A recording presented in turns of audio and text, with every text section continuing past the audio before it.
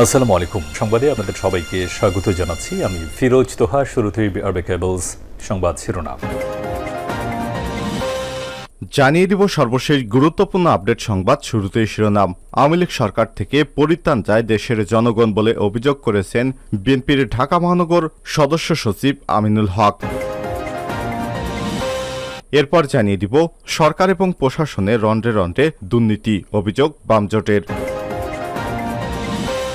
এদিকে ছাত্রদলের ঢাকা মহানগর কমিটি বিলুপ্ত ঘোষণা। বাংলাদেশ জাতীয়তাবাদী ছাত্রদল কেন্দ্রীয় সংসদের সিদ্ধান্ত মোতাবেক ঢাকা মহানগর উত্তর ও ঢাকা মহানগর দক্ষিণ, ঢাকা মহানগর পূর্ব ও ঢাকা মহানগর পশ্চিম শাখার ছাত্রদলের কমিটি বিলুপ্ত ঘোষণা করা হয়েছে।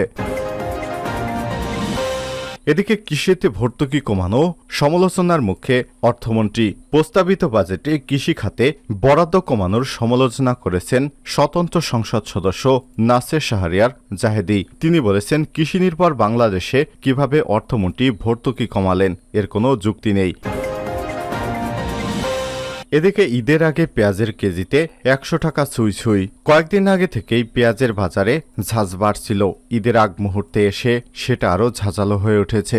রাজধানীর বাজারগুলোতে দেখা যায় ২ দিনে পেঁয়াজের কেজিতে বেড়েছে ২০ টাকা। এখন প্রতি কেজি পেঁয়াজের মূল্য প্রায় ১০০ টাকার সমপরিমাণ হয়েছে। এবং সর্বশেষ জানিয়ে দিব কিশোরীকে যৌন হেনস্থা, কর্ণাটকের সাবেক মুখ্যমন্ত্রীর বিরুদ্ধে পরোয়ানা জারি। ভারতের কর্ণাটকের সাবেক মুখ্যমন্ত্রী বি.এস. ইয়েদিউরাপ্পার বিরুদ্ধে জামিন অযোগ্য ধারার গ্রেপ্তারি পরোয়ানা জারি করেছে বেঙ্গালুরের আদালত। বৃহস্পতিবার বিকালে এনডিটিভির এক প্রতিবেদনে সব তথ্য জানানো হয়েছে। প্রতিবেদন অনুযায়ী বর্ষিয়ান বিজেপি নেতার বিরুদ্ধে পাকসো মামলায় জামিন অযোগ্য ধারায় গ্রেপ্তারি পরোয়ানা জারি করা রয়েছে। তবে বিজেপির সংসদীয় কমিটি এই সদস্য আপাতত বেঙ্গালুরুতে নেই, তিনি দিল্লিতে অবস্থান করছেন। তার ঘনিষ্ঠ সূত্র থেকে জানা যায়, দিল্লি থেকে ফিরে আসার পরে তদন্ত প্রক্রিয়া শুরু হলে তাতে যোগ দেবেন তিনি। পুলিশ জানিয়েছে, পাকসো আইন এবং ভারতীয় দণ্ডবিধি ৩৫৪ এ যৌন হেনস্থা ধারায় তার নাম রুজু করা হয়েছে। যে নারীর অভিযোগের ভিত্তিতে মামলা রুজু করা হয়েছে, তিনি দাবি করেছেন যে গত ফেব্রুয়ারিতে বেঙ্গালুর ডলারস কলোনিতে তার ১৭ বছরের মেয়েকে যৌন হেনস্থা করেন ইয়েদিউরাপ্পা। এ বিষয়ে গত ১৪ মার্চ মামলাটি দায়ের করা হয়। এ মামলার তদন্ত সিআইডিতে হস্তান্তর করা হয়েছে। প্রিয় দর্শক, এতক্ষণ শুনছিলেন সংবাদ শিরোনাম, এবারে বিস্তারিত। তবে তার আগে বন্ধুরা, আপনি কোন স্থান থেকে আমাদের সংবাদটি দেখছেন কমেন্ট করে জানিয়ে দিন এই সংবাদ সম্পর্কে আপনার মূল্যবান মতামত। প্রিয় দর্শক, আপনি যদি আমাদের চ্যানেলে নতুন হয়ে থাকেন, ভিডিওটি দেখতে দেখতে চ্যানেলটি সাবস্ক্রাইব করে রাখুন, যাতে করে আমাদের লেটেস্ট আপডেট সংবাদগুলো সবার আগে আপনার কাছে পৌঁছে যায়। এবারে বিস্তারিত। আওয়ামী লীগ সরকার থেকে পরিত্রাণ চায় জনগণ, আমিনুল হক। ঢাকা মহানগর উত্তর বিএনপির সদস্য সচিব আমিনুল হক বলেছেন, আওয়ামী লীগ সরকারের দুঃশাসন থেকে দেশের মানুষ আজ অতিষ্ঠ হয়ে পড়েছে।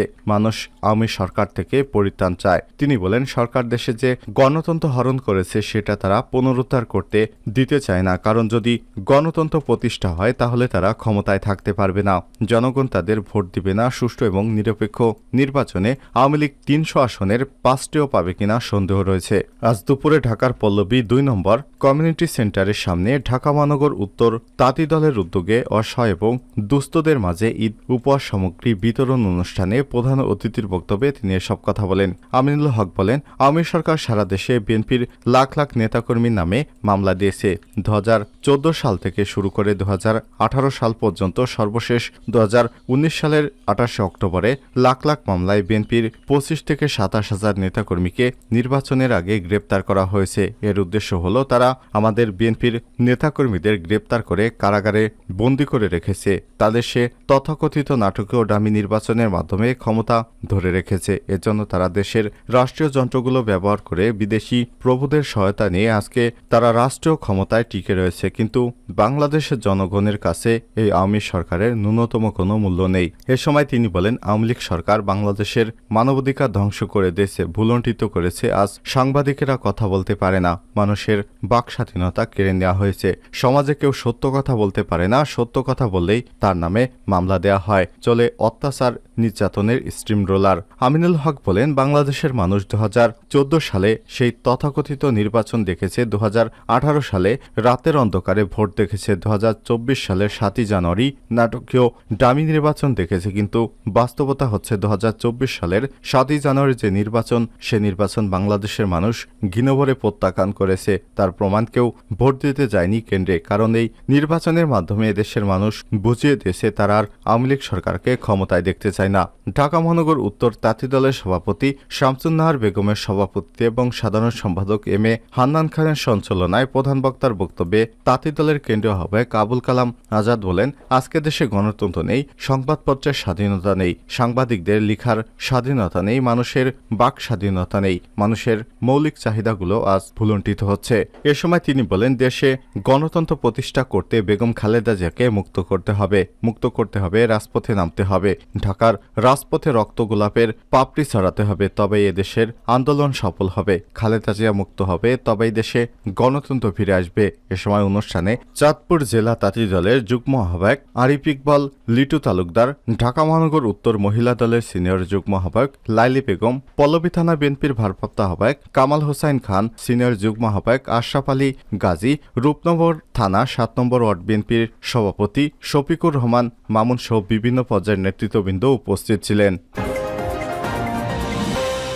সরকার ও প্রশাসনের রন্ধ্রে রন্ধ্রে দুর্নীতি বামজোট। বর্তমান আওয়ামী লীগ সরকারের প্রশাসনে রন্ধ্রে রন্ধ্রে দুর্নীতি এবং সরকারের রন্ধ্রে রন্ধ্রে দুর্নীতি বলে অভিযোগ করেছে বাম গণতান্ত্রিক জোট। সারা দেশে বেপরোয়া দুর্নীতি, অর্থ পাচার, খেলাপি ঋণ বিস্তার উদ্বেগ প্রকাশ করে বামজোট বলছে, দুর্নীতিবাজ, অর্থ পাচারকারী এবং ঋণখেলাপিদের বিরুদ্ধে দুঃশাসনের বিরুদ্ধে আন্দোলন গড়ে তুলতে হবে।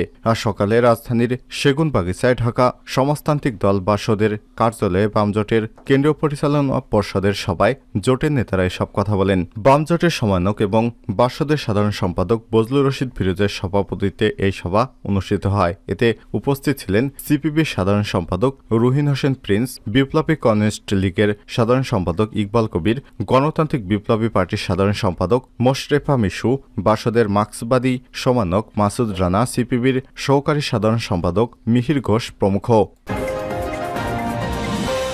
ছাত্রদলের ঢাকা মহানগর কমিটি বিলুপ্ত ঘোষণা। বাংলাদেশ জাতীয়তাবাদী ছাত্রদল কেন্দ্রীয় সংসদের সিদ্ধান্ত মোতাবেক ঢাকা মহানগর উত্তর, ঢাকা মহানগর দক্ষিণ, ঢাকা মহানগর পূর্ব ও ঢাকা মহানগর পশ্চিম শাখা ছাত্রদলের কমিটি বিলুপ্ত ঘোষণা করা হয়েছে। বৃহস্পতিবার দিবাগত রাত 12টার দিকে ছাত্রদলের দপ্তর সম্পাদক সহসভাপতি পদমর্যাদা মোহাম্মদ জাহাঙ্গীর আলম স্বাক্ষরিত এক প্রেস বিজ্ঞপ্তিতে এসব তথ্য জানানো হয়। প্রেস বিজ্ঞপ্তিতে আরও বলা হয়েছে, শীঘ্রই এই ইউনিটের নতুন কমিটি ঘোষণা করা হবে। কৃষিতে ভর্তুকি কমানোর সমালোচনা সংসদে। প্রস্তাবিত বাজেটে কৃষি খাতে বরাদ্দ কমানোর সমালোচনা করেছেন স্বতন্ত্র সংসদ সদস্য নাসের শাহরিয়ার জাহেদি। তিনি বলেছেন, কৃষি নির্ভর দেশে কিভাবে অর্থমন্ত্রী ভর্তুকি কমালেন এর কোনো যুক্তি নেই। আজ বৃহস্পতিবার জাতীয় সংসদে 2024-25 অর্থ বছরে প্রস্তাবিত বাজেটের উপর সাধারণ আলোচনায় অংশ নিয়ে সব কথা বলেন নাসের শাহরিয়ার জাহেদি। এই সংসদ সদস্য বলেন, মূল্যস্ফীতির জন্য 739টি দ্রব্যমূল্যকে বিবেচনায় করা হয়, তার মধ্যে 500-র বেশি হচ্ছে কৃষিজাত পণ্য। মূল্যস্ফীতি কমাতে হলে কৃষির উৎপাদন বাড়াতে হবে, কৃষককে ভর্তুকি দিতে হবে। অত্যন্ত দুঃখজনক, কৃষিতে 32.7% ভর্তুকি কমিয়ে দেওয়া হয়েছে। চলতি অর্থবছরে যে বরাদ্দ ছিল তা রাখার দাবি জানান তিনি। বাজেটের বরাদ্দ করা অর্থ যথাযথ ব্যবহার না করলে জনগণ সুফল পাবে না উল্লেখ করে সরকারি দলের সংসদ সদস্য আলাউদ্দিন আহমেদ চৌধুরী বলেন, সরকারি ক্রয় নীতির তথা পিপিআর-এর সংশোধনের সময় এসেছে। এটাকে যথাযথ সংশোধন করা, যথাযথভাবে সমন্বয় করে সরকারের টাকা অপচয় বন্ধ করার জন্য তিনি অর্থমন্ত্রীর প্রতি আহ্বান জানান। ঈদের আগে পেঁয়াজের কেজি 100 ছুঁই। কয়েকদিন আগে থেকেই বাজারে পেঁয়াজের ঝাঁজ বাড়ছিল। ঈদের আগ মুহূর্তে এসে সেটা আরও ঝাঁঝালো হয়ে উঠেছে। রাজধানীর বাজারগুলোতে দুদিনে পেঁয়াজের কেজিতে বেড়েছে 20 টাকা। ক্রেতা বিক্রেতাদের সঙ্গে কথা বলে জানা গেছে, গত মঙ্গলবার রাজধানীর সবচেয়ে বড় দুটি কাঁচা বাজার শ্যামবাজার এবং কারণ বাজারে পাইকারি কেজিতে পেঁয়াজ ছিল 82 থেকে 85 টাকা। মাঝখানে একদিনে, যার পর বৃহস্পতিবার সেটা বেড়ে হয়েছে 88 টাকা। আর খুচরা পর্যায়ে বিক্রি হচ্ছে 90 থেকে 95 টাকা, যেটা আগে ছিল 70 থেকে 75 টাকা। বৃহস্পতিবার শ্যামবাজার কারণ বাজারে গিয়ে দেখা গিয়েছে দেশি পেঁয়াজ বেশি বাজারে, ভারতীয় পেঁয়াজ কম। হঠাৎ দাম বাড়ার বিষয়ে শ্যামবাজার খুচরা পেঁয়াজ ব্যবসায়ী সাকিব আকন্দ বলেছেন, আমি বলতে পারবো না, তবে গত 2 সপ্তাহ ধরেই অল্প অল্প করে পেঁয়াজের দাম বাড়ছে। আমরা পাইকারি কিনছি 84 টাকা কেজি। শ্যামবাজার আড়তদার মানিক মিয়া বলেন, ভারতীয় এবং ফরিদপুরের পেঁয়াজ প্রতি পাল্লা 5 কেজি 410 টাকা থেকে 420 টাকায় বিক্রি করছে, এতে 82 থেকে 84 টাকা কেজি পড়ছে। লক্ষ্মীবাজার এলাকার ভ্যানে করে পেঁয়াজ বিক্রি করেন আমিন। তিনি বলেন, একদিনের ব্যবধানে পেঁয়াজের কেজি পাইকারিতে 6 থেকে 8 টাকা এবং খুচরা পর্যায়ে 10 টাকা বেড়েছে। রোববার যে পেঁয়াজের কেজি ছিল 76 টাকা, সেটি এখন 84 টাকায়। বর্তমানে ভালো মানের বাছাই করা দেশি পেঁয়াজ 90 টাকা এবং ফরিদপুর ও ভারতীয় পেঁয়াজ 85 টাকা কেজিতে বিক্রি হচ্ছে। ঈদের কারণে দাম আরও বাড়বে।